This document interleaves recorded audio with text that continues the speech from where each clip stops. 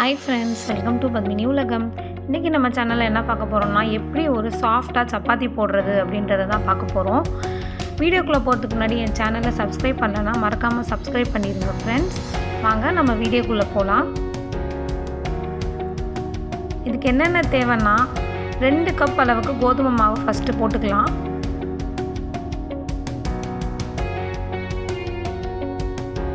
நீங்கள் உங்கள் தேவைக்கேற்ப எவ்வளோ போடணுமோ போட்டுக்கோங்க. தேவையான அளவு உப்பு போட்டுக்கலாம்.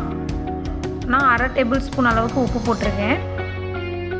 கூடவே 1 டேபிள் ஸ்பூன் அளவுக்கு எண்ணெய் ஊற்றிக்கலாம். ஊற்றி இதை ஒரு தடவை நல்லா மிக்ஸ் பண்ணி வச்சிடலாம். 2 கப் கோதுமை மாவுக்கு எப்போவுமே 1 கப் அளவுக்கு தண்ணீர் ஊற்றினா சரியாக இருக்குங்க. இப்போ நான் 2 கப் கோதுமை மாவை எடுத்துருக்கிறதுனால 1 கப் அளவுக்கு தண்ணி ஊற்றிக்கலாம்.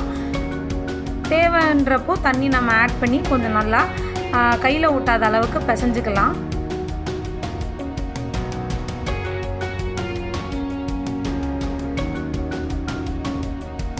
இப்போ நான் கொஞ்சம் தேவையான அளவு தண்ணி ஊற்றி நல்லா பிசைஞ்சிடுறேன்.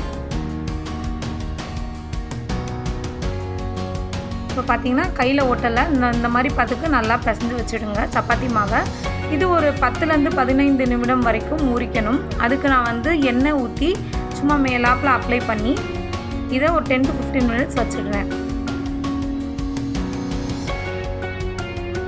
15 மினிட்ஸ் ஆயிடுச்சு. இப்போ நம்ம சப்பாத்தியை குட்டி குட்டியாக மாவு போட்டு வைக்கலாம். பார்த்திங்கன்னா நல்லா சாஃப்டாக அப்போவே இருக்குது.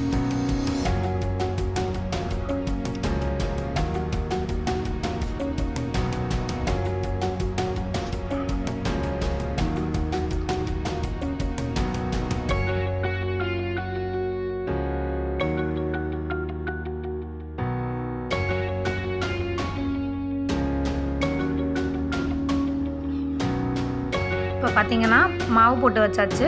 இதை நம்ம இப்போ தேய்ச்சி எடுத்துடலாம் சப்பாத்தி கல்லில் போடுறதுக்கு.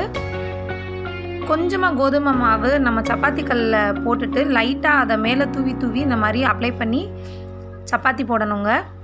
அப்போ தான் கல்லுலேயும் ஒட்டாது, அந்த கட்டையிலையும் ஒட்டாது.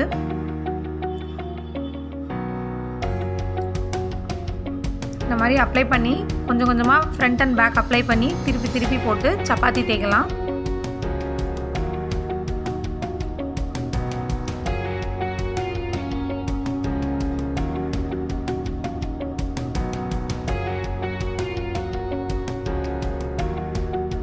பார்த்திங்கன்னா கையில் ஒட்டலை. இதை நம்ம இப்போ கல்லில் போட்டு எடுத்துடலாம். கல் நல்லா சூடானதுக்கப்புறம் நம்ம சப்பாத்தியை போட்டுடலாம்.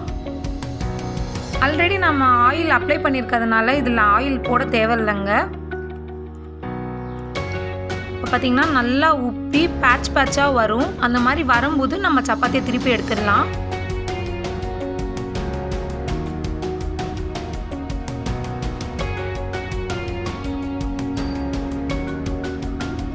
இப்போ பார்த்தீங்கன்னா எவ்வளோ அழகாக தெரியுது பாருங்கள். லைட்டாக உப்பி வருதா.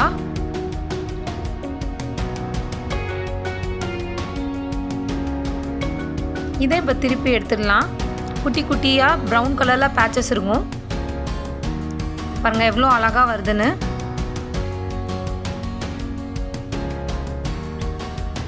இந்த மாதிரி நம்ம மற்ற சப்பாத்தியும் போட்டு எடுத்துடலாங்க.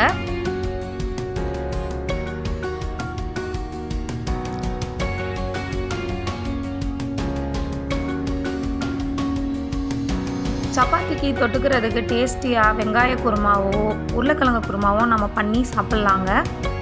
கண்டிப்பாக இதை உங்கள் வீட்டில் ட்ரை பண்ணி பார்த்து உங்களோட ஃபீட்பேக்கை எங்கள் கமெண்ட் பாக்ஸில் தெரிவிங்க.